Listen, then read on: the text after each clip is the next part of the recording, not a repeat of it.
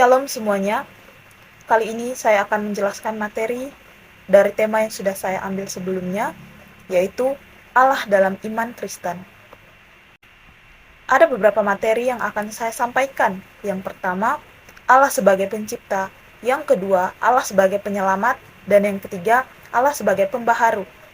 Lalu saya akan menyampaikan kesimpulan pada akhir materi yang akan saya sampaikan nanti. Yang pertama, Allah sebagai pencipta. Allah sebagai pencipta, maksudnya adalah Allah yang menciptakan alam semesta beserta isinya, di mana penciptaan itu termasuk manusia sendiri. Allah menciptakan semuanya itu selama 6 hari. Hal ini dapat kita jumpai di dalam Alkitab, tepatnya pada Kejadian 1 dan 2. Jika berbicara mengenai teori penciptaan, ada dua teori yang terkenal di masyarakat. Yang pertama adalah teori evolusi. Teori evolusi ini disampaikan oleh seorang ilmuwan bernama Darwin. Di dalam teori evolusi dapat disimpulkan 3 kesimpulan. Yang pertama, tidak ada pencipta atau arsitektur. Yang kedua, semuanya berkembang secara evolusi. Dan yang ketiga, manusia berevolusi dari kera. Darwin menyampaikan bahwa tidak ada sang pencipta di dalam teori ini. Semuanya berkembang secara waktu. Jadi ada jangkauan waktu yang ada di dalam materi ini, sehingga semua makhluk hidup itu berkembang dari waktu ke waktu. Tentu saja teori ini berlawanan dengan agama, karena di dalam setiap agama meyakini dan mempercayai bahwa adanya sang pencipta. Teori yang kedua adalah teori penciptaan, atau yang disebut dengan creation theory. Teori ini menerima adanya penciptaan atau sang pencipta, dan semua agama setuju dengan teori ini. Jadi, dapat disimpulkan bahwa kepercayaan Kristen termasuk ke dalam teori ini. Dalam penciptaan, manusia diciptakan oleh Allah, ciptaan lain juga diciptakan oleh Allah. Manusia diciptakan segambar dan serupa dengan Allah. Artinya, Allah sendiri yang menciptakan manusia. Manusia diberi akal dan budi. Sedangkan ciptaan lainnya diciptakan Allah melalui firman-Nya. Ciptaan lainnya juga diciptakan untuk memenuhi atau membantu manusia. Ciptaan lainnya juga diciptakan sebelum Tuhan menciptakan manusia. Yang kedua adalah Allah sebagai penyelamat. Allah sebagai penyelamat sendiri, ada faktor yang menyebabkan Allah disebut sebagai penyelamat, yaitu Allah mengorbankan dirinya sendiri untuk menebus dosa manusia. Hal itu dipengaruhi karena adanya kejatuhan manusia ke dalam dosa. Dan di dalam Alkitab dikatakan bahwa upah dosa adalah maut. Hal ini dapat kita lihat di dalam Roma 6 ayat 23. Karena kejatuhan manusia ke dalam dosa menyebabkan hubungan manusia dengan Allah terpisah. Sehingga ketika manusia ingin mencari kebenaran tentang Allah, selalu menemui kebuntuan. Untuk menyelamatkan manusia, Kristus adalah satu-satunya jalan yang mampu menyelamatkan manusia. Alasan yang kedua, kenapa Allah disebut sebagai penyelamat adalah karena Allah mengasihi manusia. Allah mengasihi manusia meskipun telah berdosa, sehingga Ia merencanakan penyelamatan untuk manusia agar tidak ada lagi jurang pemisah antara Allah dan juga manusia. Allah sangat mengasihi manusia. Hal ini dapat kita lihat di dalam Yohanes 3 ayat 16, Ulangan 31 ayat 6, dan juga Yohanes 15 ayat 19. Di dalam Alkitab sendiri kita dapat melihat bahwa Allah sangat mengasihi manusia. Contohnya itu, Yesus sangat menyukai ketika anak-anak datang kepadanya. Yesus juga sangat mengasihi orang-orang berdosa. Tidak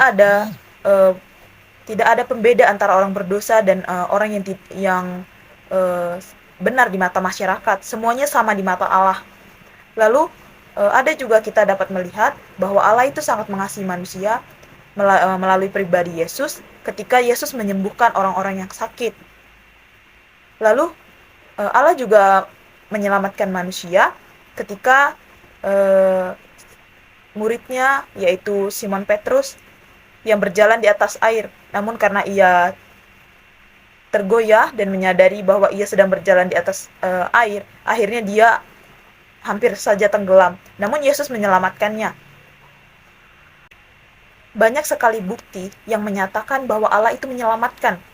Misalnya jika kita melihat dari perjanjian lama, umat perjanjian lama percaya bahwa Allah itu menyelamatkan. Hal ini dapat kita lihat di dalam Keluaran 14 ayat 13 dan juga Mazmur 3 ayat 8, Mazmur 62 ayat 2-3. Yang kedua ada nubuatan nabi. Sebelum kedatangan Tuhan Yesus, jauh sebelum itu kedatangannya telah disampaikan oleh para nabi, termasuk Nabi Yesaya. Ia memberikan pengakuan bahwa Allah itu penyelamat. Hal ini dapat kita lihat di dalam Yesaya 12 ayat 2. Di dalam perjanjian baru sendiri, keselamatan menjadi tujuan utama kedatangan Yesus Kristus. Hal ini dapat kita lihat di dalam Matius 1 ayat 21 dan juga Efesus 2 ayat 8. Yesus Kristus menjadi sang juru selamat. Kristus adalah satu-satunya jalan untuk menyelamatkan manusia. Hal ini dapat kita lihat di dalam Kisah Para Rasul 4 ayat 12 dan juga Yohanes 14 ayat 6. Allah mengaruniakan hidup bagi semua orang yang menerima Kristus. Selanjutnya, contoh penyelamatan Allah. Banyak sekali bukti bahwa Allah menyelamatkan manusia yang tercatat di dalam Alkitab. Jika kita melihat penyelamatan Allah yang pertama adalah ketika ia membawa bangsa Israel keluar dari tanah Mesir, di mana ia membuat suatu mujizat yang besar, tanda yang besar melalui Musa yang membelah Laut Merah untuk menyelamatkan bangsa Israel. Lalu yang kedua, kita dapat melihat bahwa Yesus senang sekali menyembuhkan orang-orang yang sakit. Mulai dari orang yang sakit kusta, yang sakit, yang buta, yang lumpuh, semua disembuhkan. Bahkan Yesus juga membangkitkan orang yang telah mati. Ini adalah contoh bukti keselamatan yang diberikan Allah melalui pribadi Yesus.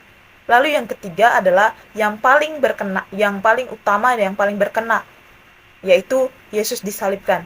Yesus disalibkan merupakan contoh penyelamatan Allah yang paling sempurna. Lalu kita dapat melihat pribadi Yesus Kristus sebagai sang juru selamat dunia. Ada dua alasan. Yang pertama, Yesus adalah Allah sendiri. Yesus adalah pribadi ilahi dalam bentuk manusia. Ia tidak menukar keilahiannya dengan manusia, namun menambah tabiat manusia pada tabiatnya, yaitu tabiat ilahinya, sehingga ia adalah penjelmaan Allah sejati dalam rupa manusia. Hal ini dapat kita lihat di dalam Yohanes 1 ayat 14.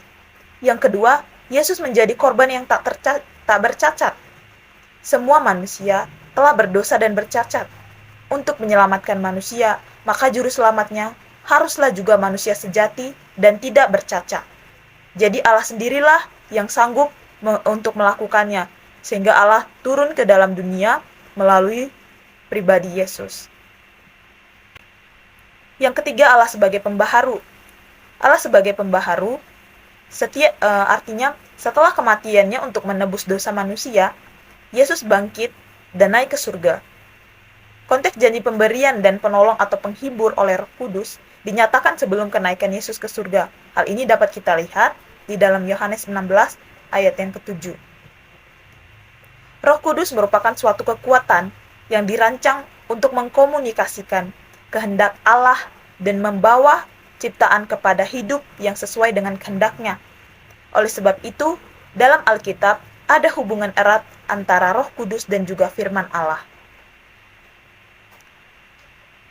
Allah mengutus Roh Kudus setelah kenaikannya ke surga karena pribadi Yesus terbatas oleh ruang dan waktu karena ia di dalam wujud manusia, sehingga yang paling tepat adalah dengan mengirimkan Roh Kudus. Ada beberapa peran Roh Kudus bagi umat Kristiani. Yang pertama, Roh Kudus itu mempersatukan. Dapat kita lihat pada kehidupan umat gereja mula-mula dalam Kisah Para Rasul 2 ayat 44. Orang percaya menjadi satu tubuh dalam Kristus. Yang kedua, peran Roh Kudus adalah memberi karunia. Karunia yang dimaksud adalah karunia untuk berkata-kata dengan hikmat dan pengetahuan, karunia untuk menyembuhkan dan mengadakan mujizat, karunia untuk bernubuat, karunia untuk memberitakan Injil, dan bahasa roh. Hal ini dapat kita saksikan di dalam Kisah Para Rasul 2 ayat 4. Yang ketiga, peran Roh Kudus, yakni mengajarkan. Roh Kudus mengajarkan kita untuk berdoa kepada Bapa dan memberitahu kita dalam pengambilan keputusan. Seringkali kita bimbang dalam menentukan mana yang benar dan mana yang salah, mana yang jalan yang harus kita pilih atau yang tidak kita pilih. Dalam hal ini, Roh Kudus sangat berperan memberitahu kita. Oke, sekian materi dari saya. Kesimpulan yang akan saya sampaikan adalah kekristenan menganut konsep kepercayaan Trinitas, artinya kepercayaan 3 di dalam 1. Kepercayaan kepada penyelamat dan Roh Kudus bukan berarti Kristen menyembah lebih dari satu Allah. Namun, Kristen mengenal Allah dalam 3 pribadi, yaitu Allah sebagai Bapa, Allah sebagai Anak, dan Allah sebagai Roh Kudus, yang semuanya adalah Allah yang sama. Jadi, Allah Bapa bukan Allah Putra bukan Allah Roh Kudus, dan Allah Roh Kudus bukan Allah Bapa. Tetapi Bapa, Putra atau Anak, dan juga Roh Kudus adalah Allah sendiri. Seperti yang telah saya sampaikan tadi, ketika Allah menciptakan manusia, maka Allah telah menjalankan perannya sebagai Bapa. Dan saat Allah menyelamatkan manusia dari dosa, Allah menyelamatkan manusia dalam pribadi Yesus Kristus. Dan saat kembalinya Yesus Kristus ke surga, dan ia mengutus roh penguat. Nah, roh penguat inilah yang dipercaya umat Kristen sebagai Roh Kudus. Nah, ketiga pribadi itu merupakan Allah sendiri dalam 3 versi. Jadi, kekristenan tidak menyembah lebih dari satu Allah, namun Allah yang sama, tapi dalam 3 pribadi atau 3 versi yang berbeda. Oke, sekian dari saya. Terima kasih. In the darkness, we were waiting without hope, without light.